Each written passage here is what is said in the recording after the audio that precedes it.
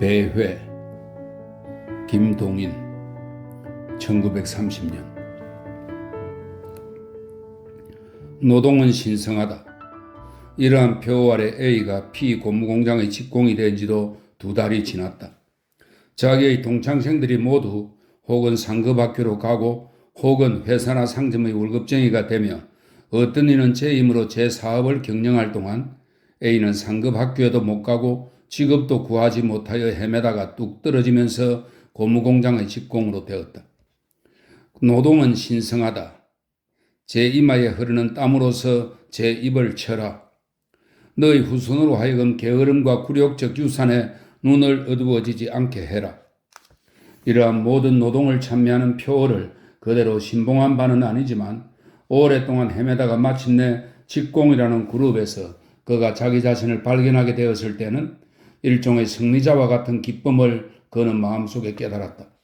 그것은 사회에 이겼다기보다는 전통성에 이겼다기보다도 한번 꺾어지면서 일종의 반항심이라는 것보다도 자기도 이제는 제 힘으로 살아가는 한계 사람이 되었다는 우월감에서 나온 기쁨이었다. 우어로 생고물을 베어서 휘발유를 바르며 혹은 틀에 끼워서 붙이며 이제는 솜씨익은 태도로 끊임없이 손을 움직이며 그는 때때로 소리까지 내어 이렇게 혼자 중얼거렸다. 그러나 이 공장에 들어와서 한 주일이 지나고 열흘이 지나고 한 달이 지나는 동안 그는 여기서도 움직이는 온갖 게으름과 시기와 허욕을 맛보았다. 힘을 같이하여 자기네의 길을 개척해 나가야 할 이 무리의 시에도 온갖 시기와 불순한 감정의 흐름을 보았다. 남 직공들이 지은 시는 비교적 공평되이 검사되었지만 여 직공들이 지은 시는 그의 얼굴의 곱고미움으로 합격품과 불량품의 수요가 훨씬 달랐다. 생고무판의 배급에도 불공평이 많았다. 서로 남의 신을 깎아먹으려고 틈을 엿보았다. 자기가 일을 빨리 하려기보다 남을 더디게 하려기에 더 노력하였다. 혹은 남이 지어놓은 신을 못 보는 틈에 얼른 손톱으로 자리를 내놓는 일까지 흔히 있었다. 점심시간에는 서로 입에 담지 못할 음담으로 시간을 보냈다. 이러한 모든 음범벙의 거친 감정과 살림 아래서 A는 오로지 자기의 길을 개척하려고 힘썼다. 사람으로서의 감정과 사랑과 양심을 잃지 않으려, 그리고 밖으로는 늙은 어머니와 사랑하는 처자의 입을 굶기지 않으려 휘발유 버러시와 룰러는 연하여 고무판 위에 문질러지며 굴렀다. 우어로. 그것은 A가 이 공장에 들어온 지 2달이 지난 어떤 봄날이었다. 일을 끝내고 한 달에 2번씩 내주는 공전을 받은 뒤에 그가 막 집으로 돌아가려고 도시락통을 꽁무니에 찰 때였다. 여보게 A, 놀러가세. A와 같은 상에서 일하는 B가 찾았다. C, D 두 사람도 문 밖에서 기다리고 있었다. 나도 놀러가자 말인가? 같이 가자기에 찾지. 그럼 내 집에 잠깐 들러서 이 사람 걱정 심할세. 잠깐만 다녀가게. 이 사람 그렇게 비싸게 굴면 못 써. 그래라. 그는 다시 무슨 말을 못하고 따라갔다. 그들은 그 공장에서 그다지 멀지 않은 어떤 집까지 이르러서 주인을 찾지도 않고 줄레줄레 신발을 문 안에 들여벗은 뒤에 들어갔다. A는 의외의 얼굴을 하였다. 그 집 안주인은 공장 근처에 있는 30대쯤 난 여인이었다. B는 그 여인에게 엄지손가락을 쳐들어 보였다. 어디 갔소? 내 보냈지. 놀다 오라고 50전 주어서. 잘 됐어. 넷만 데려다 주. 넷이 있을까? 하여간 잠깐 기다려. 가보고 올게. 여인은 일어나서 옷을 갈아입고 밖으로 나갔다.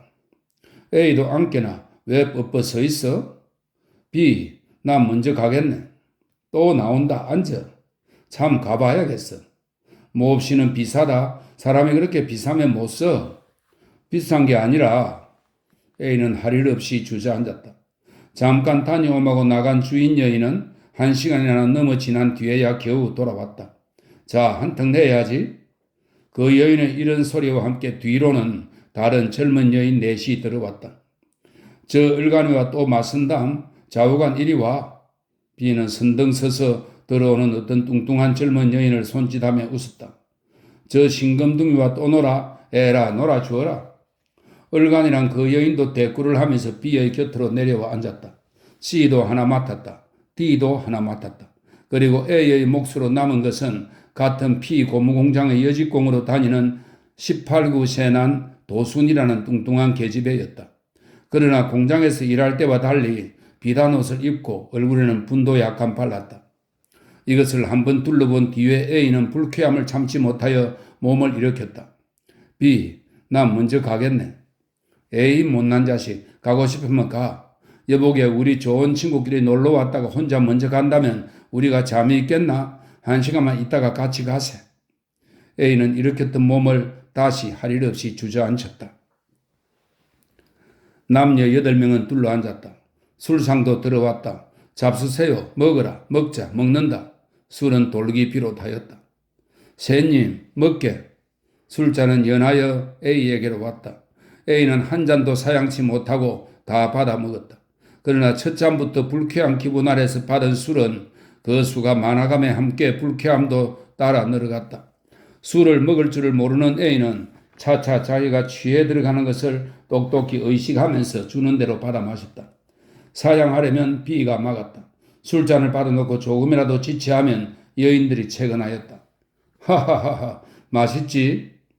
A가 술을 삼킬 때마다 낯을 찡그리는 것을 보고 B는 재미있는 듯이 손뼉을 치고 하였다.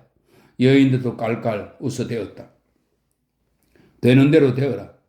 몇 잔 안 되어서 벌써 얼근히 취한 A는 마음의 불쾌와 몸의 불쾌가 가속도로 늘어나는 것을 마치 남의 일과 같이 재미있게 관찰하면서 오는 술잔은 오는 대로 다 받아 먹었다. 5잔이 10잔이 되고 10잔이 20잔이 됨에 따라 그의 눈살은 더욱 찌푸려졌다. 이게 무슨 일이냐? 무슨 거친 생활이냐? 너희에게는 너희의 봉급을 손꼽아 기다리는 어버이나 처자가 없느냐? 술? 활락? 술보다도 활락보다도 먼저 너희의 사람으로서의 인격을 완성시키는 것이 너희의 할 일이 아니냐? 우어로 술에 취한 몽롱한 눈으로 어두운 등잔 아래서 문김에 해지기는 몇 개의 몸집을 바라보던 그는 뜻하지 않게 숨을 길게 쉬었다. 망측해 우시네. 곁에 앉아서 술을 따르고 있던 도순이가 A의 얼굴을 쳐다보았다. 뭐? A가 울어? B가 이편으로 머리를 획 돌렸다. A는 얼굴을 돌렸다. 눈물이 나온 바는 아니었지만 취한 그들에게 얼굴을 보이기가 싫었다. 에이, 우나? 도련님, 새님, 하하하, 또 한 잔 들게. 도라지까? 언율 금산포 도라지까? 콧노래를 부르며 하하하, 뚱뚱보. 그렇지? 에이, 또 한 잔 먹으라. B, 난 정 먼저 가겠네. 가학야 거기에는 은역지 초요. 이맛들 뽑기는 남봉지 초로다. 이 자식 글쎄 가기는 어딜 간다 말이냐? 푸른 술 있겠다. 미희 있겠다. 야 너무 비싸게 굴지 말아라. 1000냥짜리다 10,000냥짜리다 10만냥 주어라. 자 또 한 잔. A는 또 받아 마셨다. 하하하하 10만냥이라는 바람에 또 먹었구나. 먹은 다음에는 10냥짜리다. 그러나 A 내 말 듣게. 나도 B는 지금껏 뚱뚱보에게 걸고 있던 왼팔을 풀어서 양 팔꿈치로 술상을 짚었다. 그리고 얼굴을 A의 앞으로 가까이 하였다. A, 자네 정우나? 울지 말게. 울지도 않는 A에게 울지 말라고 궁고하는 B는 자기 눈에 갑자기 고인 눈물은 의식지 못하는 모양이었다. 울 게 아니라네. 세상사가 다 그렇다네. 나도 상당한 학부를 졸업한 사람일세. 처음에는 자네와 같은 생각을 품고 있었지. 세상을 좀 더 엄숙하게 보자고. 그러나 틀렸어. 세상에 어디 엄숙이 있나? 예수? 석가열애? 모두 다 새님이야. 이 뚱뚱보 얼간이 보담도. B는 한 번 탁 계집을 붙 안았다가 놓았다. 듣기 싫어 신금둥이. 꼴에 비싸게 구네. 에이 자네 밥만 먹고 살겠나? 반찬도 있어야 됐고 물도 있어야지. 돈 있는 놈의 반찬은 명월관. 식도원에 있고 우리 반찬은 이 뚱뚱보 말라꽁일체 그려? 자네네 그 올빼미 도순이 말일세? 오중이나 얌전한가? 우리 얼간이하고 바꾸어 볼까? 하하하 또 한 잔 먹게. 탄력 있는 몸집 그래 어때? B는 술을 따라서 A에게는 주지 않고 자기가 마셨다. 하하하하 쾌활히 웃는 그의 오른편 눈은 그 웃음에 적당하게 쾌활한 빛이 있었지만 커다랗게 뜬 왼편 눈에서는 눈물이 뺨으로 흘러내렸다. A, C, D 그리고 이 요물들아 내 말을 들으라. 오늘이 우리 아버지 생신이다. 저녁에 고등어를 사가지고 가마 했다. 그렇지만 고등어가 다 뭐야? 술이다 술이야. 어따 A 너 또 한 잔 먹어라. B 그럼 자네도 집에 가야겠네 그려? 나? 내일 저녁에 가지. 나머지 걱정까지는 말고 술이나 먹어라. 그렇지만 A 이까지 자식들 B는 손을 들어서 C와 D를 가리켰다. 자식들과는 얘기할 게 없지만 때때로 생각하지 않는 바가 아니야. 상당한 학부까지 마치었다는 자식이 그래 10여 년을 배운 것을 써먹지도 못하고 고무신을 붙여서 한 켤레에 5전씩 받는 것. 이것을 가지고 이걸 술도 안 먹고야 어쩌겠나? 에이 울지 말게. 울지 마라. B는 수건을 내어 제 눈물을 씻었다. 좀 뒤에 도순이의 집까지 몰아넣으려는 것을 몸을 빼쳐서 피한 A는 취한 술을 깨우기 위하여 공원에 갔다. 고요한 밤의 공원이었다. 전등불에 비춰서 A는 그 나무들의 늘어진 가지에서 장차 터지려는 탄력을 보았다. 겨울의 혹독한 바람 아래에서도 자포를 일으키지 않고 오랫동안 기다린 그 가지들의 겨울에 간직하였던 힘과 생활력을 한꺼번에 써버리는 그 자랑을 보았다. 우어로 좀 더 사람다이 이 나뭇가지의 용기와 아까의 B의 자포적 기분의 두 가지를 마음속에 그려놓고 비교할 때에는 어느 편을 도울지 헤아리지 못하였다. B의 말에도 그럴듯한 근거가 있었다. 아무 바람과 광명을 발견할 수 없는 이 환경 아래서 혼자서 우어로 광명으로 손으로 저으며 헤매면 그것이 무슨 쓸데가 있으랴. 필경에는 실망에 실망을 거듭한 뒤에는 또다시 침락의 생활에 빠져들어가지 않을 수가 없지 않으랴. 그러면 도대체 장래의 실망이라는 것을 맛보지 않게 지금부터 침락의 생활을 시작하는 것이 도리어 옳지 않을까? 우어로? 무엇이 우어로냐? 술이다 술이야. 아까 B가 부르짖던 그 부르짖음을 A 자기의 우어로 하고 부르짖던 그 부르짖음보다도 더 침통하고 진실한 부르짖음이 아닐까? 더 범인적인 부르짖음이 아닐까? A는 연하여 핏개를 하며 이 핏개는 딸꾹질의 사투리입니다. A는 연하여 핏개를 하며 취하여 쓰러지려는 몸을 다시 일으키고 하였다. 이튿날 종일을 A는 불쾌하게 지냈다. 먹을 줄을 모르는 술을 과음했기 때문에 얼굴은 뚱뚱 부었다. 가슴이 벼락에 쓰렸다. 그는 공장에서도 일하던 손을 뜻하지 않고 멈추고는 눈을 끄벅끄벅하였다. 어때 셰님? B가 찾는 것도 그는 들은 채도 안 하였다. 몇 번을 저절로 눈이 도순이 있는 편으로 쏠리다가는 혼자서 혀를 차고 하였다. 주위의 인생이란 인생, 여인이란 여인이 모두 더럽게만 보였다. 그러고도 사람이냐? 더러워, 우어로. 그는 몇 번을 혀를 차고 주먹을 부르짖고 하였다. 일을 끝내고 집으로 돌아가릴 무렵에 B가 문 밖에서 기다리고 있다가 또 가볼까? 하였지만 A는 대답도 없이 지나가 버렸다. 하하하하. 뒤에서 B의 웃음소리가 들렸다. 우어로. A는 머리를 수그리고 걸음마다 힘을 주면서 집으로 향하였다. 어떤 날 점심때 점심을 끝낸 장화공들은 넓은 방에 모여서 잡담들을 하고 있었다. 그때 어느 여공이 이런 말을 꺼냈다. 이 점 불량품이 많이 나. 당신 면상이 명퉁구리거든. 어느 남직공이 놀렸다. 아니야. 나도 많이 나는데. 이번은 얼굴 좀 빤빤한 계집애가 이렇게 말하였다. 그럼 당신은 얼마나 이뻐우? 아까의 남직공은 또 놀렸다. 아이고 당신은 입이 왜 그리 지러우? 질지 않은 물이면 어때? 한참 이렇게 주고받을 때 B가 쑥 나섰다. 그럴 것들이 아니야. 내게서도 이전 불량품이 많이 나던데 아마 배합이 나빠. 일종의 위신을 가지고 있는 B의 말에는 아무도 반대하는 사람이 없었다. 사실 이 점은 불량품이 많이 났다. 그것은 얼굴 미운 여공에게서만 많이 나는 것이 아니오. 남직공이며 얼굴 예쁜 여공에게서도 검사에 불합격되는 신이 많이 난다. 불량품 한 켤레를 낼 때마다 그 직공은 불량품을 낸 벌로서 한 켤레와 불량품이 된 원료에 대한 보상으로서 한 켤레, 이렇게 두 켤레를 공전 안 받고 만드는 것이 고무공장의 내규였다. 그런지라 한 켤레의 불량품을 내면 그 직공은 공정 못 받는 세 켤레를 만드는 셈이었다. 잘해야 하루에 17, 8켤레 이상은 못 붙이는 그들이 어떻게 해서 하루에 3켤레만 불량품을 내놓으면 그날은 공정받는 일은 7, 8켤레 밖에는 못한 셈이 되는 것으로 사실 불량품이 많이 난다는 것은 직공들에 대하여는 큰 문제였다. 배합이 나쁘 B의 말을 따라서 제각기 들고 일었었다. 난 어제 4켤레를 태맞았는데 난 그저께 6켤레. 1시간 전까지는 불량품 낸 것을 수치로 생각하고 그 수요를 줄이거나 감추려던 그들은 그것의 책임이 자기네에게 있지 않은 것을 아는 동시에 각각 그 수요의 많음을 자랑하였다. 3켤레다 4켤레다 각각 들고 일었었다. 여러분들 이럴 것이 아니라 이렇게 짓거리기나 하면 뭘 하오? 그러니까 우리는 어떻게든 그 대책을 연구합시다. 대책이라야 배합사를 두들겨 주는 것밖에 수가 있나? 누가 이런 말을 하였다. 두들겨라, 따래라. 몇 사람이 응하였다. 하하하 웃는 사람도 있었다.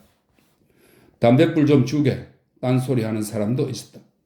좀 조용들 해요. 우리 문제를 좀 구체적으로 생각해 봅시다 그려. 그들은 머리를 모으고 의논하였다. 제각기 의견을 제출하였다. 그러던 끝에 마침내 B의 의견을 좇아서 지배인에게 배합사를 주의시켜 달라기로 작정되었다. 그리고 그 대표자로서는 A가 뽑혔다. A는 이 직책을 달갑게 받았다. 모든 장화공들이 성원 아래 그들을 문 밖에 남겨두고 A는 지배인의 앞에 갔다. 지배인은 무슨 일이 났는가 하고 눈이 둥그렇게 떼며 장부를 집어치웠다. 무슨 일이요?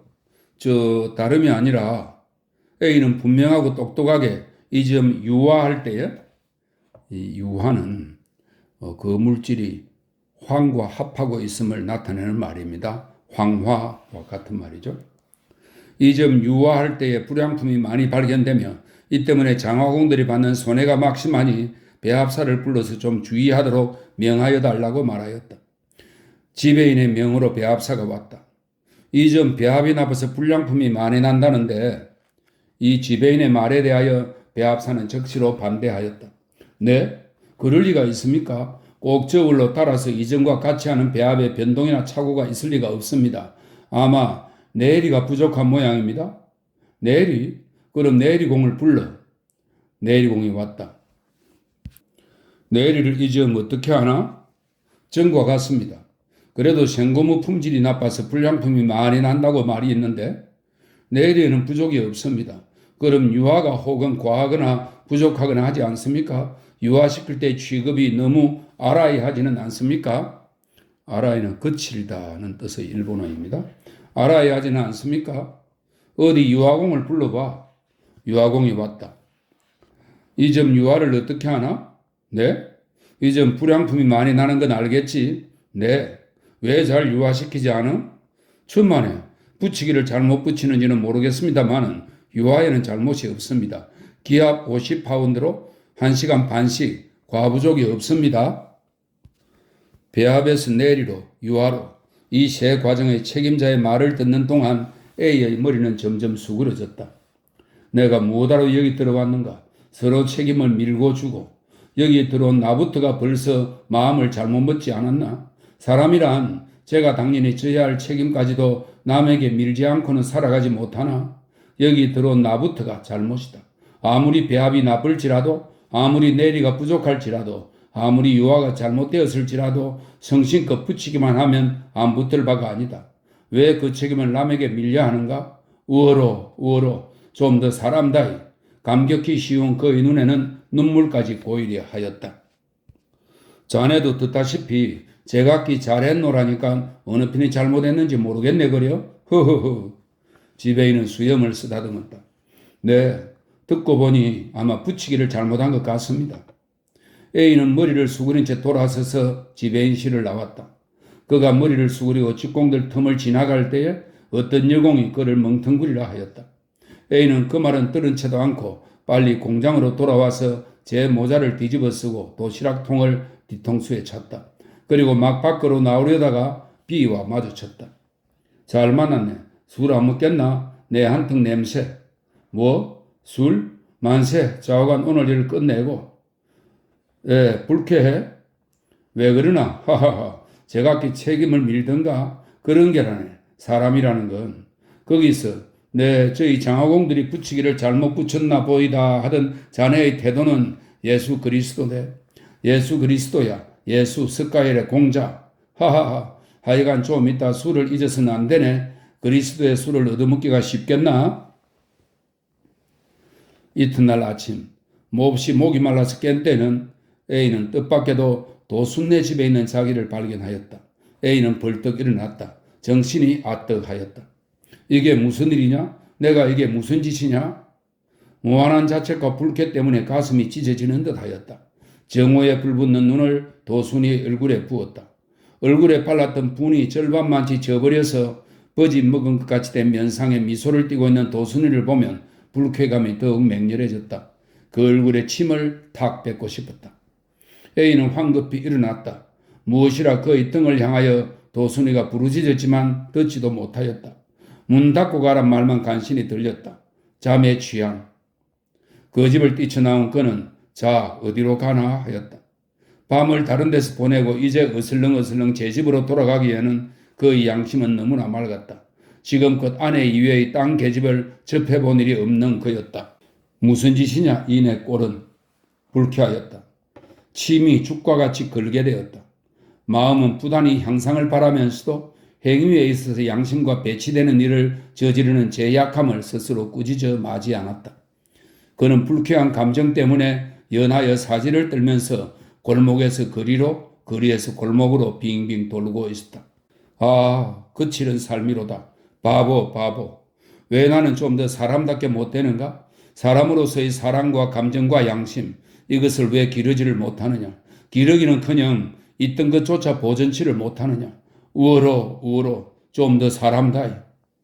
그는 메스꺼운 듯이 탁 침을 뱉고 하였다. 할 일 없이 공장으로는 갔다. 하루 지인이를 불쾌하게 지났다.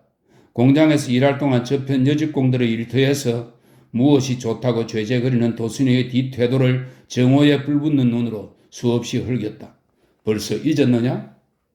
에이 더러워. 한 사내와 한 계집의 결합이라는 것은 결코 농담이 아닐 것이다. 무지로다. 더럽다. 소리까지 내어서 중얼거리고 하였다. 여전히 천하를 태평히 보자는 B는 일손을 멈추고 A를 돌아보며 웃었다. 그러나 A는 그의 미소에는 응치도 않고 타는 듯한 정오의 눈을 B에게 던질 뿐이었다. 오늘 밤도 또 가려나? 응하지 않는 것을 탓하지 않고 B가 두 번이나 말을 붙일 때에 A는 몸까지 획 B 편에서 돌려버리고 말았다. 그러나 그날 밤 A는 혼자서 몰래 술을 몇 잔을 먹은 뒤에 또다시 도순의 집의 문을 두드렸다. 아직 양심이 썩지 않은 A는 자기의 양심과 어긋나는 이 행동에 대하여 억지로 자기 스스로를 속일 핑계라도 없지 않을 수가 없었다. 그는 자기 스스로를 속여서 오늘 도순이에게 한 사내와 한 여인의 결합이라는 것은 좀 더 엄숙히 볼 문제라는 것을 설교해 주어야겠다고 핑계를 만들었다. 배합사와 장화공 씨의 문제는 A의 철저치 못한 태도와 지배인의 허허허 하던 웃음소리로 한 단락을 맺은 듯 하나 그것으로 온전히 끝이 난 것이 아니었다. 이튿날도 불량품을 낸 직공에게서마다 배합사에 대한 원성이 나왔다. 그 이튿날도 또한 마찬가지였다. 이래하여 날이 지날수록 그들의 원망은 차차 더하였다. 그러나 거기에 대하여 구체적으로 어떻게든지 하자는 사람은 없었다. 제길 도둑놈, 이것이 그들의 최고의 원성이었다. A는 지배인에게 향하여 이제부터는 잘 붙여보겠노라고 하고 나온 뒤로 정성을 다하여 붙였다.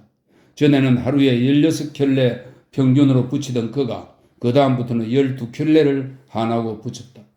그러나 이틀에 한 켤레씩은 역시 불량품이 났다. 아무런 일에든지 되는 대로를 표방하고 지나는 B에게서는 하루에 평균 3켤레가 났다. 어떤 날 A는 버릇이질을 하던 손을 멈추고 B를 찾았다. 여보게 B, 이러다가는 참 안 되겠네. 뭐이? 불량품 문제 말일세. 하하하하, 자네도 걱정이 나는가? 붙이기만 잘 붙여보게나. 아닌 게 아니라 걱정은 걱정일세. 그래서 어저께 나 혼자서 몰래 지배인을 찾아갔다네. 그자하고 우리 집하고는 본시 세교 집안이기 때문에 내가 아무리 일개 직공이라 해도 그리 괄시를 못한다네. 그래서 담판을 했지. 배합사를 내 쫓아달라고. 그랬더니 그 대답이 이렇더구먼.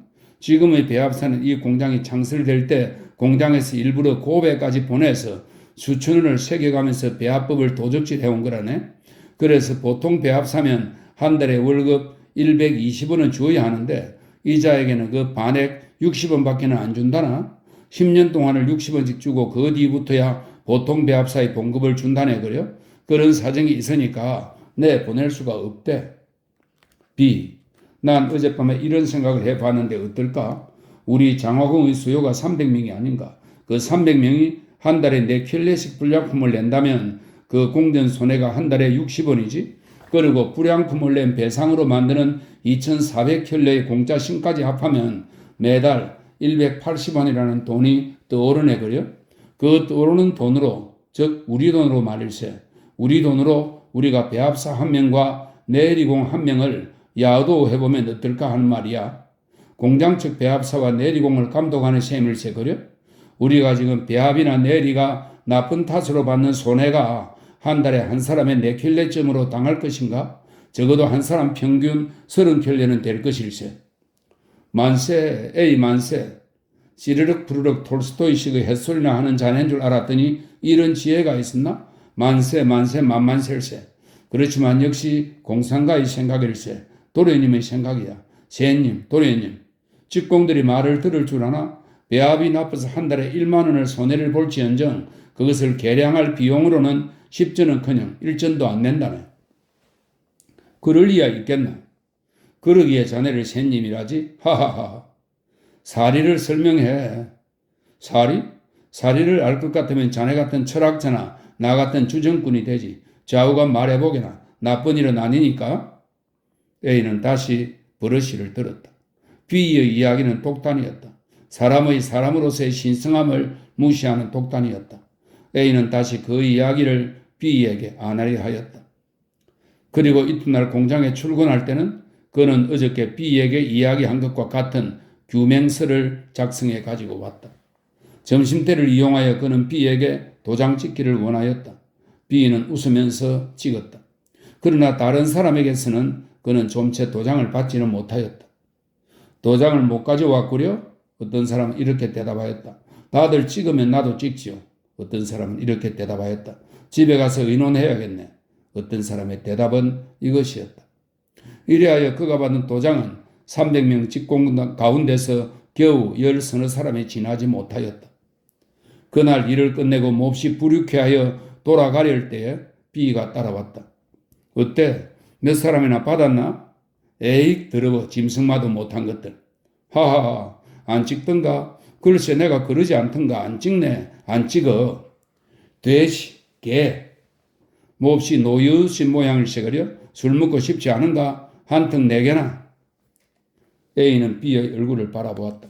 그리고 B의 얼굴에 뱉으려고 준비하던 침을 탁 땅에 뱉은 뒤에 돌아서서 빠른 걸음으로 집으로 향하였다. 도순이와의 일이 있은 뒤부터 A는 자주 도순이를 찾았다. 도순이의 집을 다녀온 이튿날마다 몹시 불쾌하여 다시는 안 가려 혼자 맹세하고 하였다. 그러나 그의 발은 뜻하지 않고 그리로 향해지고 하는 것이었다. 공장에서는 도순이와 A는 서로 모른 채하였다. 처음 한동안은 도순이가 말을 걸어보려 하였으나 A가 부끄러워 피하고 하였다. 그 뒤부터는 도순이도 모른 채하였다. 간간 도순이가 A의 곁으로 지나가다가 몰래 꼬집고 하는 것뿐이었다. 그것은 5월 단오가 가까운 어떤 날이었다. A가 집에서 저녁을 먹고 거리라도 나갈까 하고 망설이고 있을 때에 아내가 찾았다. 어디 또 나가려고? 여보, 엉이 대체 뭐요? 엉이 뭐야? 집안 꼴을 좀 봐요. 쌀이 있어. 내일 모레가 명절인데 아이 옷이 있어? 우르사이 온나다나. 우르사이 온나다나는 시끄러운 여자로군. 이란 일본어입니다. 우르사이 온나다나. 할 말 없으면 저런 말을 한담. 아내는 어이없는지 픽 하고 웃어버렸다. A도 그만 웃어버렸다. 그리고 싱겁게 귀동이 그의 2살 난 아들 귀동이를 2번 얼러본 뒤에 집을 나섰다. 집을 나선 그는 B를 찾아가서 B를 문간까지 불러내었다. 여보가 B, 돈 한 2원만 취해주게. 밤중에 돈을 내서 뭘 하겠나? 집에 쌀이 떨어졌네 그려. 뭐? 쌀? 그거야 되겠나? 가만히 있게 2원으로 되겠나? 한 5원 줄까? A는 B의 얼굴을 바라보았다. 천하만사를 되는 대로 해나가는 듯한 B. 그가 집에는 생활 비용을 여유있게 남겨두며 친구의 청구에 두말없이 구워주는 그의 태도. 눈물이 나오려 하였다. 5원이면 더 좋지. 잠깐 기다리게. B는 들어가서 제 아버지와 중얼중얼 하더니 5원을 가지고 나왔다. 자, 쓰게. 딴 데는 쓰지 말게. 이 사람아. 이런 일에 감격이 쉬운 A는 눈물이 나오려는 것을 막고 B에게 사례를 하고 돌아왔다. 그날 밤 집에 돌아올 때는 그는 쌀 한 말과 어린애의 인조견 저고리감과 제 아내의 저고리감을 각 한 채씩을 들고 돌아왔다. 집에 들어서면서 장한 듯이 획 내던진 그 물건들을 아내는 쌩긋이 웃으며 집어치웠다. 제 저고리감에 대하여는 그는 그다지 기뻐하는 듯이 보이지 않았다. 한순간 펴본 뿐 곧 집어치웠다. 자리에 누워서도 당신의 옷이나 끊어오지요. 한뿐 제 것에 대한 치아는 안 하였다. 이튿날 아침 A가 깨어서 세수를 하려고 문을 열 때였다. 혼자서 불을 떼며 제 저고리감을 뒤집고 있던 그의 아내는 A가 나오려는 바람에 얼른 감추어 버렸다. 얼굴이 주홍빛이 되었다. 말도 없고 표정도 없었지만 얼마나 기뻐하는지가 역력히 보였다. 집을 나서서 공장으로 가는 동안 A의 마음은 마치 명절을 맞은 아이들같이 괴상에도 덜먹거렸다. 무한 명랑하고 기뻤다. 단 이런 그것으로 아내의 마음을 그만치 기쁘게 할 수가 있는 것이었다. 싸지 않느냐? 그는 문득 도순이를 생각하였다. 연애? 그것도 아니었다. 성의 불만? 그것도 아니었다. 육회? 오히려 그 반대였다. 여성 정복이라는 일종의 병적 쾌감이 그를 도순에게 이끄는 유일의 원인이었다. 그것은 더러운 감정이었다. 우어로. 이래야 그는 그 뒤부터는 도순의 집을 다시 가지 않았다. 공장에서도 할 수 있는 대로 도순이를 보지 않으려 하였다. 집에 누워서 때때로 그 도순이의 일을 회상하고는 심란해질 때는 언제든지 귀둥이를 찾았다. 야, 귀둥아, 너 착하지? 까따빠, 뭘? 따떼여이. 그렇지, 따떼여이지. 그리고 그는 거기서 도순이와 만났을 때와는 온전히 종류가 다른 만족과 희열을 발견하였다. 귀둥이의 까따빠는 도순이의 흥에 지지 않는 매력이 있었다. 제 아내에게 무슨 물건을 사다 줄 때마다 본체 많지 않은 아내의 태도는 사다 주는 물건에 입을 맞추며 기뻐서 날뛰는 도순이보다도 A에게는 더 은근스럽고 흡족하였다. 그의 생활은 다시 건전한 대로 돌아섰다. 여름도 절반이 갔다. 그 어떤 여름날 공장을 끝내고 돌아오던 길에 A는 문득 앞에 B가 도순이를 끼고 소곤거리면서 가는 것을 보았다. 집에 돌아와서 저녁을 먹은 뒤에 고나여 자려하였으나 그의 마음은 공연히 뒤숭숭하였다. 아빠, 기둥이가 찾으면서 왔다. 그러는 것을 그는 밀었다. 저리 가. 따띠? 뭘? 여이 따떼이? 엄마한테 가. 마? 응. A는 벌떡 일어났다. 더워하면서 그는 모자를 쓰고 집을 나섰다. 야시며 거리를 일 없이 빙빙 돌다가 9시쯤 하여 도순이의 집 앞에 가서 귀를 기울였다. 올빼미 같으니 넌 신금둥이지? 안에서는 확실히 B와 도순이의 목소리가 들렸다. A는 문을 두드렸다. 안의 소리들은 끊어졌다. A는 두 번째 두드렸다. 대답은 없었다. A는 또다시 두드렸다. 세 번째 건너방에서 누구요 하는 소리가 들렸다. 도순이 있어요? 놀러 나갔어. 언제쯤이요? 아까요. A는 획 돌아섰다. 나를 따는구나. 입고도 없다고? 짐승들. 더러워. 거기서 돌아온 그는 그로부터 2시간쯤 뒤에 다시 도순이의 집에 이르렀다.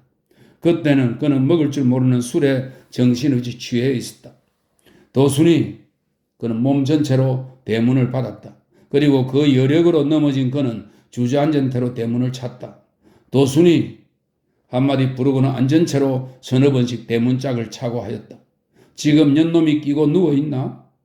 어이, 나가네. 이윽고 안에서 대답 소리가 났다. B의 목소리였다. 이 사람아 좀 기다려. 대문 쪼개지겠네? 안에서 문 여는 소리가 나고 신발 끄는 소리가 나고 대문이 덜컥덜컥 하다가 열렸다. 자, 들어가세. A는 그만 싱겁게 일어났다.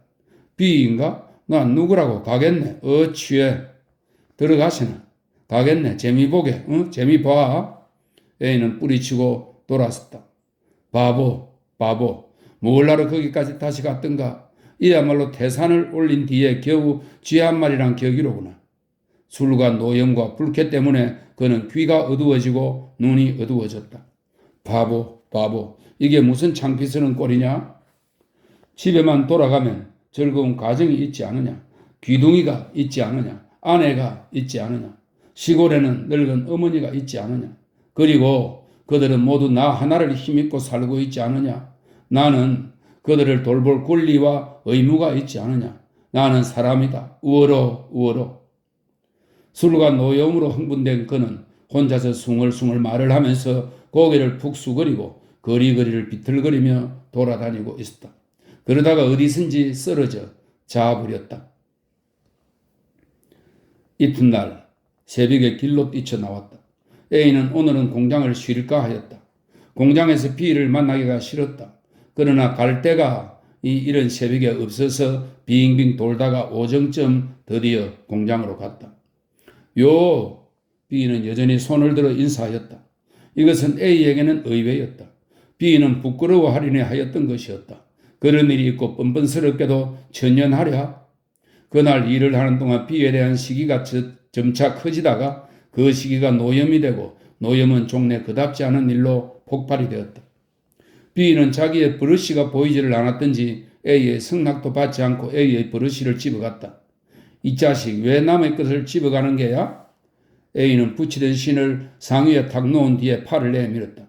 B는 버릇이를 아끼지 않으려는 듯이 손을 뒤로 돌렸다. 자네 것이면 좀 못 쓰겠나? 내 해, 내 것. 내 해야. A는 숨을 덜컥덜컥 하였다. 야, A, 비싸게 굴지 마라. 뭘 이리 못 내겠느냐? 내 쓰고 주지 않으랴. A는 주먹으로 B를 쥐어박았다. 눈에 충혈이 되면서 일어섰다. 이 통에 다른 직공들도 와악하니 일어서서 둘러쌌다. 큰 구경이 난 것이다. 그 가운데서 일단 넘어졌던 B는 옷의 먼지를 털면서 일어났다. A는 B가 달려들 줄 알고 그 준비를 할 때에 B는 옷을 다 털고 나서 앞에 놓인 꽤 굵은 쇠뭉치를 잡았다. 그리고 무릎을 쇠뭉치의 중간에 대고 양손으로 쇠뭉치의 양끝을 잡아 힘껏 당겼다. 쇠뭉치는 그 두려운 힘에 항복하듯이 구부러졌다. 에이, 이봐. 내가 힘으로 너한테 지는 바는 아니다. 그렇지만 너한테 차마 손을 못 대겠다. 내 버릇이를 쓰지 않으면 그뿐 아니냐. 얻다 받으라. 너희 버릇이로라. B는 버릇이를 A에게 던졌다. 그리고 제 버릇이를 얻어가지고 방금 그 분쟁은 잊은 듯이 제 일을 시작하였다. 그 오후 A는 일할 동안 몇 번을 몰래 B를 보고하였다. A는 지금 버릇이가 아니라 그보다 더한 것이라도 B가 달라기만 하면 곧 주고 싶었다. 아까의 제 행동을 뉘우쳤다. 부끄러운 일이라 하였다. 사람의 짓이 아니라 하였다. 저녁 때 일을 끝내고 돌아가려 할 때에 A는 공장 문 밖에서 B를 기다렸다. 여보게 B, 또 싸움을 하? 아까는 미안하이. 하하하, 사죄인가? 경우 밝은 녀석일세? 3시간도 못 지나서 사죄할 일을 왜 한담? 또 콧노래 한 가락을 부르고 나서 그런데 A, 버릇이가 그렇게 아깝던가? A는 머리를 숙였다. B, 웃지 말고 대답해주게. 자네 도순. 하하, 알았다. 아까 그 일이 거기서 나왔구나. 이 못난 자식아, 샌님아. 야, 술이나 먹으러 가자. 오늘은 내가 한턱 내지. A는 술을 피하고 싶었다. 그러나 B에 대한 미안한 생각은 A로 하여금 싫은 술자석일지라도 기쁜 듯이 가지 않을 수가 없게 하였다. 그날 저녁을 기회로 A의 생활은 또다시 불규칙하게 되었다. 또다시 술, 계집. 그날 저녁 B는 A에게 얼간이를 소개하였다. 얼간이는 싱겁게 웃은 뒤에 이를 승낙하였다. A는 순교자와 같은 비창한 마음으로 이를 승낙하였고 대단한 불쾌와 그 가운데 약간 섞여있는 호기심으로 얼간이의 집으로 갔다. 이날의 이 일은 마치 A에게는 아편의 독서와 같았다. 우어로 더욱 높은 데로 마음으로는 여전히 향상을 바라고 부단의 자책과 공포를 느끼면서도 그의 이성, 그의 양심을 무시하고 그의 행동은 어긋나는 길로 가는 것이었다. 그날의 그 일은 A의 양심의 첨단을 갈아내는 줄이었다. 커다란 이 줄에 끝이 실려나간 그의 양심은 그로 하여금 얼굴 붉힐 일을 연하여 행하게 하였다. 아침 자리에서 일어날 때는 언제든 그는 이점의 제 생활을 돌아보고 커다란 부끄러움을 느끼고 하였다. 곤쳐야겠다. 이런 생활에서 어서 떠나야겠다. 이런 생각이 아침 일어날 때마다 그의 마음을 지배하였지만 저녁 때 공장에서 돌아올 때에 동무들이 그의 어깨를 한번 툭 치는 것을 기회로 그의 양심은 자취를 감추고 또다시 그들과 어깨를 걸고 좋지 못한 곳을 찾아가는 것이었다. 그런 뒤에는 술과 계집과 방탕이 시작되는 것이었다. 술은 언제든 A의 마음을 무겁게 하였다. 남들은 술이 들어가면 마음이 더 들뜬다 하나 A의 속에 술이 들어가면 언제든 마음이 차차 무거워 갔다. 순교자와 같은 비창한 마음이 늘 생겼다. 술은 언제든 그 양심으로 하여금 분기케 하였다. 제 거친 생활을 뉘우치게 하였다. 쥐기가 돌면 돌수록 그는 자기의 비열하고 참되지 못한 생활과 행동을 뉘우치게 되었다. 그리고 이런 것에 같이 따라온 제 약한 마음을 채찍질하게 되었다. 우어로 지금은 주량도 무척 이는 그였다. 불량품 문제는 이전의 그 자리에서 조금도 진척되지 않았다. 역시 불량품이 많이 났다. 그러나 거기에 대하여 제각기 불평을 말하면서도 어떤 조처를 하자고 발의하는 사람도 없었고 생각을 해보는 사람조차 없었다. 제길 또 이것이 그들의 가장 큰 원성이었고 가장 큰 반항이었다. 그 이상은 아무것도 없었다. 더구나 여름이라 하는 시절은 고무공업의 한산한 시절이라 공장주 측에서도 아무런 조처가 없었다. 직공은 직공대로 다만 목 잘리지 않기를 위주하였다. 공장주는 공장주대로 한산한 여름을 공전 적게 주고 공장문 닫지 않게 지나기만 위주하였다. 이래하여 많은 제기와 많은 불량품 가운데서 한산한 여름은 지나갔다. 어떤 날 낮 배합사가 갑자기 A와 B를 찾아서 저녁 때 좀 조용히 만나기를 청하였다. 저녁 때 배합사와 A와 B의 세 사람은 어떤 조용한 중국 요리집에 대조하였다. 처음에 두 마디 잡담이 돌아간 뒤에 배합사는 옷깃을 바로 하며 눈을 아래로 떨어뜨리고 오늘부로 두 분을 청한 것은 다름 아니라 특별히 부탁할 것이 있어서인데 들어주시겠습니까? 고 공손히 부탁하였다. A는 B의 얼굴을 보았다. B는 배합사의 얼굴을 보았다. 그리고 아무 대답도 없는데 배합사는 또 말을 꺼내었다. 들어주시겠습니까가 아니라 꼭 들어주셔야겠습니다. 이것은 내게뿐 아니라 노영들께도 해롭지 않은 일이외다. 어디 말씀해 보세요. B는 담배를 붙여 물며 배합사를 바라보았다. 네, 형공 두 분을 믿고 말씀드리리다. 다른 게 아니라 그 배합에 대해서 언젠가도 이야기가 났었지만 불량품이 많이 나는 건 역시 배합이 나빠서 그래요. 부끄러운 말씀이 옳시다마는 내 집안 식구가 13이하요. 그런데 여기서 내가 받는 월급이 겨우 60원이겠죠? 그걸로 어떻게 13식구가 살아갑니까? 보통 배합 사면 아무 데를 가든 월급이 100원은 넘습니다. 그런데 이 공장과 나와의 새에는 특별한 관계가 있어서 그 관계라는 것이 말의 순서를 잘 따질 줄 모르는 배합 사이 서누며 연락이 없는 이야기를 종합하여 듣건대 그리고 정 이해하기 어려운 곳은 다시 묻고 또 묻고 하여 알아들은 결론에 의지하건대 그의 말의 요지는 아래와 같았다. 먼저 그는 자기가 이 공장의 돈으로 고베까지 파견되어 배합법을 배워온 경위를 말한 뒤에 말을 계속하여 자기는 분명히 그 은혜가 크기는 크다. 금전으로 바꾸지 못할 귀중한 보배, 말을 길 없는 지식의 셈, 배합법이라는 그 지식의 셈을 공장의 덕으로 머릿속에 잡아넣기는 넣었다. 그 은혜의 큰 반은 모름이 아니지만 한 달에 겨우 60원의 봉급으로는 13식구가 살아갈 수가 없다. 그러나 10년 만기까지는 이 공장에 팔린 몸임에 제 자유로 나갈 수가 없다. 은혜 내지는 의리와 현실 생활, 이러한 딜레마에서 헤매던 그는 마침내 한 가지의 방책을 발견한 것이었다. 즉 공장에서 자기를 내쫓도록 수단을 쓰는 것이었다. 그래서 그는 불어 배합을 허투루 하여 고무가 붙지를 않도록 만들었다. 그리고 직공 측에서 문제가 일어나기를 기다렸다.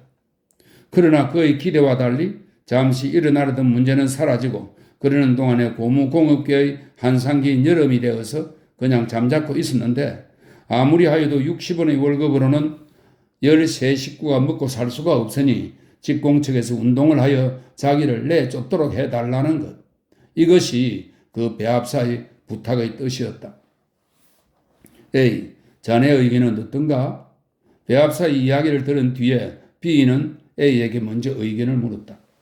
모든 일을 농담으로만 넘겨버리려는 B의 얼굴에도 이때부는 비교적 엄숙한 기분이 있었다.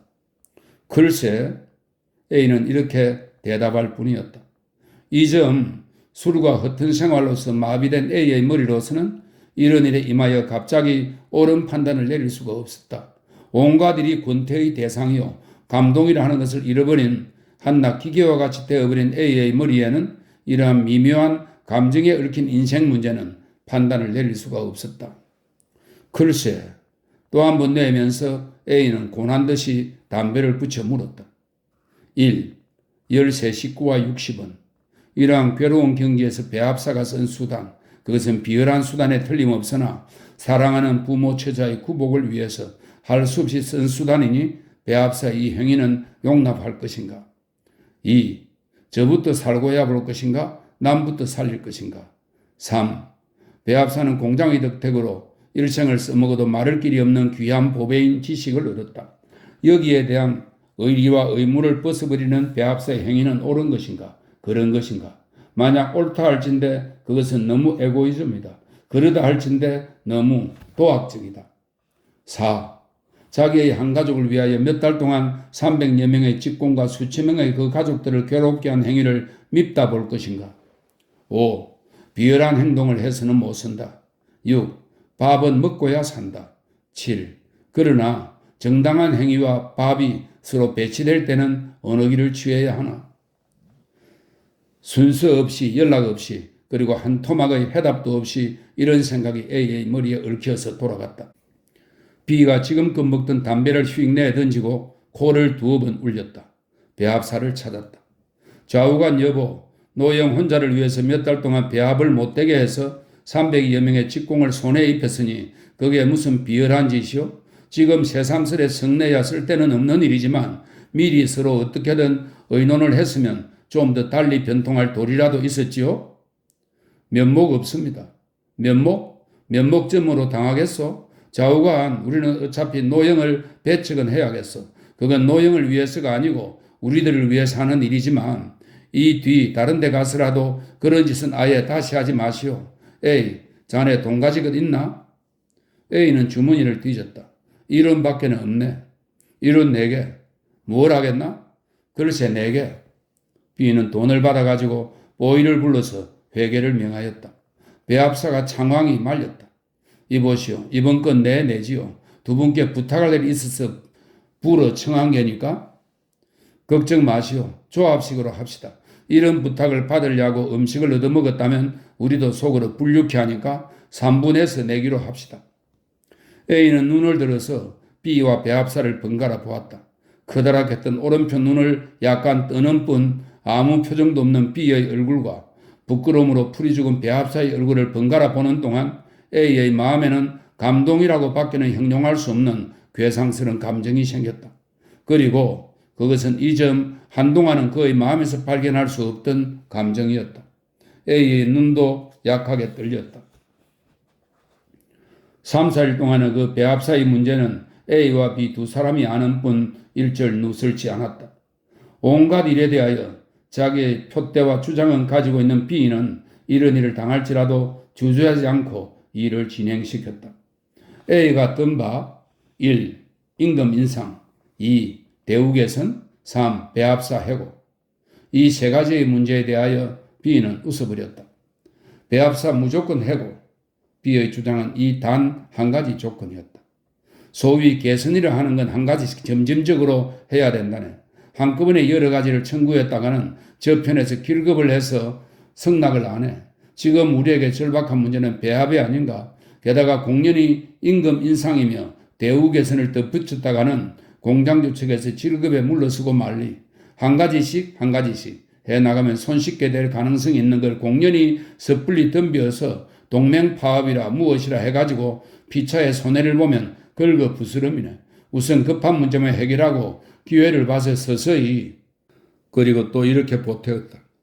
또 공장주 측에서 배합사를 내쫓을 때 배합사를 유학시킨 비용을 정서로 받는다든가 하면 배합사가 불쌍하지 않은가? 우리 측에서 보면 배합사가 한 일은 괘씸하기는 하지만 그것도 무슨 악의에서 나온 바가 아니고 자기의 밥을 위해서 쓴 게니까 그 수단이 무지하기는 하지만 그 사람의 장래도 생각해 주어야 할 게야. 악의는 용서할 수 없지만 무지는 용서할 여지가 있는 일이야. 그 사람도 노동자일세. A는 이러한 B의 말을 들을 때 막연하게나마 커다란 인류애를 느꼈다. 오른쪽 눈과 왼쪽 눈이 제각기 활동을 하는 사팔뜨기 B의 표정에는 이런 때는 신성하고 엄숙한 기분이 넘쳤다. 이러한 3, 4일 동안 A는 금년 여름을 보낸 그 들뜬 기분을 잊었다. 때때로 불끈 그 생각이 솟아오를 때는 그는 얼굴을 붉혔다. 그의 마음은 마치 핸들을 잡은 운전수와 같이 긴장되어 있었다. 온갖 술과 계집과 허위와 느틀 웃음에 들뜬 생활. 여름 동안은 그렇듯 그의 마음을 끌고 그의 온 정신을 유혹하던 그 생활. 더구나 3, 4일 전까지도 계속되던 그 생활은 이제는 그에게는 이상한 애조로서 장사당한 한 옛적의 일과 같이 어떤 엷은 베일로 감춰져 버렸다. B는 아무 일에든 구애됨이 없이 낮에는 천년히 일하였다. 너희 나이는 19, 내 나이는 21. 너도 나도 이제는 늘 콧소리로 흥얼거리면서 일변 불량품을 연하여 내면서 때때로는 멀리 떨어지는 여공들의 일간을 향하여 큰 소리로 농담도 던지면서 천년히 일을 하였다. A는 B를 부러워하였다. 아무런 일에 처하여도 자기의 본심뿐은 잃지 않는 B는 어떤 의미로 보아서는 A에게는 영웅으로까지 비쳤다. 아무런 일이든 B는 그 일이나 마음을 지배하였지 거기 지배당하지는 않았다. 꼭 같은 일을 A와 B가 할지라도 A에게 있어서는 그 일에 끌려서 행하는 것에 반하여 B는 그 사건을 지배하였다. A에게는 B의 그 점이 몹시 부러웠다. 그리고 A는 막연하게나마 자기의 성격이라 하는 데 대하여도 처음으로 이해의 눈이 벌어지기 비롯하였다. 공장 노동이라 하는 것은 자기에게 적당치 않은 것을 어렴풋이 깨달았다. B와 같이 굳센 성격의 주인이거나 그렇지 않으면 다시 소생할 여망 없이 타락한 사람이 아닌 이상에는 공장 노동이란 10중 8구는 그 사람의 성격을 파산시키며 품성을 타락시키며 순진함과 향상욕을 멸망케 하는 커다란 기관이라는 것도 어렴풋이 짐작되었다. 그 문물은 들기가 쉽고 따라서 무서운 전파력을 가졌다는 평범한 진리도 다시금 느꼈다. 며칠 뒤 좀 두드러진 직공 몇 사람을 모아놓고 이번의 배합사 문제를 내놓고 배합사를 내쫓도록 공장 측에 요구하자는 의향을 그들의 앞에 제출할 때에 반대가 있으리라고는 뜻도 안 하였다. 그 반대의 이유는 이러하였다. 그럼 그 배합사는 불어 배합을 고약하게 해서 우리를 손해를 입혔단 말이지? 그러면 말하자면 배합사는 우리의 원수인데 우리가 애써서 그 사람을 내쫓아서 봉급 많이 주는데 갈 수 있게 해줄 필요가 어디 있단 말인가? 거기 대하여 B는 이렇게 설명하였다. 여보게, 그렇게 생각할 게 아닐세. 우리는 우리를 위해서 그것을 요구하는 것이지 배합사를 위해서 요구하는 게 아니네. 배합사는 잘되건 못되건 생각할 필요가 없고 우리는 우리 문제, 즉 불량품 많이 나는 문제만 없어지면 그뿐이 아닌가? 배합사의 봉급 참견까지 할 필요가 어디 있나? 글쎄 남의 일은 참견 말고 우리 일이나 하세그려? 유조건 해고든 무조건 해고든 그것까지야 왜 참견하잖아? 어떤 직공이 또 이렇게 반대하였다. 그리고 제 말재간을 자랑하는 듯이 둘러보았다. 그건 궤변이야. 궤변은 함부로 쓰면 못 써. 궤변? 그 직공은 궤변의 뜻을 모르는 모양이었다. 싱거운 듯이 궤변 아니야 할 뿐 잠잠해버렸다. 다른 직공이 또 반대했다. 노동자는 제 밥벌이만 해도 바쁜데 원수까지 사랑할 겨를은 없네. 우린 예수교인이 아니니까. 이 사람아, B의 말이었다. 말을 왜 그렇게 하나? 아무리 겨를이 없다 해도 겸사겸사에 해지는 일을 왜 부르 피하려나? 저도 좋고 나도 좋은 일을 왜 나만 쫓아고 그 사람의 일을 일부러 뽑겠나? 그 사람 배합사도 노동자일세. 그 사람은 양복 입었네? 또 반대였다. 나도 양복이다. B는 마침내 성을 내었다. 그는 발을 구르면서 제 다해진 양복의 앞자락을 쳐들었다. 왁 하니 웃음소리가 났다. 그러나 A에게는 이것은 결코 웃지 못할 장면이었다. 다해져서 끌레에 가까운 알파카 양복의 앞자락을 쳐들며 일어서는 B의 모양에는 웃지 못할 엄숙함이 있었다. 문제는 진행되지 않았다. 변변찮은 문제에 걸려서 제각기 의견을 제출하고 반대하고 하느라고 그날은 종래 해결을 짓지 못하였다. 그리고 내일 다시 모이기로 하고 그냥 헤어졌다. 이튿날 다시 회의는 열렸다. 회의의 벽두에 누가 동맹파업의 문제를 일으켰다. 그때 뜻밖에도 동맹파업이라는 것은 거기 모인 사람들의 흥미를 몹시 일으켰다. 뭇 입에서는 동맹파업을 부르짖는 소리가 높았다. 처음에는 어이없어서 방관적 태도로 입을 봉하고 있던 B가 너무도 모든 사람의 의견이 그리로 몰리므로 종래 입을 열었다. 여보, 이래는 순수가 있지 않소. 먼저 우리의 요구를 제출해서 그 요구가 용납되지 않으면 동맹파업도 할 수 없는 일이지만 동맹파업부터 먼저 한다는 법이 어디 있어? 요구야 물론 안 들을 게지. 들어줄지 안 들을지 지나봤소? 대체 여보, 당신네들이 알고 그러고 모르고 그러고 어쩔 셈이요? 알고 모르고가 있나? 도리나레바 오려 고부시를 부르는 사람도 있다. 이 도리나레바는 노래 가사입니다. 여보들, 순서를 밟아서 일을 하면 혹은 무사히 우리 요구를 들어줄지도 모를 일을 동맹파업부터 하면 뭘 하고? 그래야 혼내우지. 하하하, 설사 혼이 난다 합시다. 혼이 나면 그동안 우리들의 집안 식구는 어떻게 뭘로 살아갈 테요? 그런 걱정까지 해선 큰일을 하나? 이 무지여. 외래사상을 잘 씹지도 않고 그저 그대로 삼켜서 그것이면 무조건 하고 좋다고 자기의 환경과 입장을 고찰하지도 못하고 덤비는 이 무리들이여. A에게는 딱하고 한심하기 끝이 없었다. B와 A의 의견과 다른 직공들의 의견의 셰에는 엄격한 차이가 있었다. 그 차이를 갖다가 맞붙이기는 몹시 힘들었다. 직공들의 대부분은 공연히 동맹파업이라는 생각이 들떠서 사리를 생각할 여유를 잃은 모양이었다. 문제는 해결되지 못한 채로 셋째 날로 넘어갔다. 문제는 닷새째 되는 날에야 겨우 타협점을 발견하였다. 1. 배합사의 해고에 무조건이라는 문구를 뽑을 것. 2. 공장 측에서 직공의 요구를 듣지 않는 경우에는 동맹파업을 하되 B와 A가 그 지도자가 되어줄 것. 이러한 조건 아래 타협이 성립된 것이었다. 그날 밤 A와 B는 교회에 산보를 나갔다. 벌써 저녁 때는 꽤 서늘한 절기였다. 달 밝은 밤이었다. 소나무들은 땅 위에 커다란 그림자를 던져주고 있었다. A와 B는 잠자코 걸었다. 어떤 바위에까지 가서 그들은 걸터앉았다. 그러나 말은 없었다. 한참 뒤에 A가 먼저 입을 열었다. B, 나는 공장을 그만둘까 봐? 찬성이네. B는 간단히 대답하였다. 그리고 시골로 내려갈까 봐? 찬성이네. 이 점 한 주일을 거의 한잠도 못 자면서 생각했는데 참 못 견디겠어. 글쎄 시골을 가도 자네 같은 결백의 사람에게 만족이 될지 안 될지는 의문이지만 도해보담이야 낫겠지. 가보게. 말은 또 끊어졌다. 한참 뒤에 이번은 B가 말을 꺼냈다. 자네 결백도 무든하되 좌우간 도회 더구나 공장 노동자로서는 그런 결백을 가지고는 사실 성격까지 파산하겠기에 그 결백을 없이 해보려고 나도 꽤 애를 썼지만 자네 같은 벽창호 결백가가 이 세상에 있으리라고는 뜻도 못했네. 하나님의 초특작품이네. A는 적적히 웃었다. 그리고 담배를 꺼내어 B에게 권하였다. 서너 모금 뻐끔뻐끔 빤 뒤에 A는 또 입을 열었다. 어머님도 내려오래시고. 어머님? 참, 어머님도 자네가 놀아난 것을 눈치채셨겠지? 우리 처가 편지를 한 모양이야. 몹시 걱정하시던데. 부인은 나를 원망하겠네 그려? 왜 안 원망하겠나?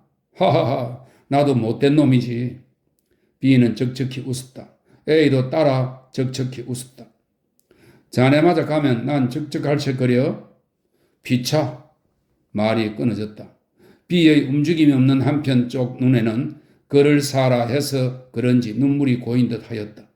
B는 하늘을 우르르며 콧노래를 불렀다. 너희 나이는 19, 나는 벌써 23가? 그러나 A에게는 이 노래가 몹시 구슬프게 들렸다. A는 기지개를 하면서 일어섰다. 이튿날 직공대는 공장에 자기네의 조건을 제출하였다. 공장 측에서는 한 주일의 유예를 청하였다. 한 주일 뒤에 가부간 회답을 하겠다는 것이었다. 그 기간을 끝나는 것을 기다리지 못하고, 아니 기다리지 않고 A는 공장을 그만두고 처자를 거느리고 시골로 떠났다. A가 시골로 내려간 지 2주일쯤 뒤에 B에게서 편지가 왔다. 그 편지에는 이런 말이 쓰여 있었다. 공장주 측에서는 직공 측의 요구를 다 승낙하였어. 그러나 직공 측에서는 역시 만족해하지 않았어. 왜?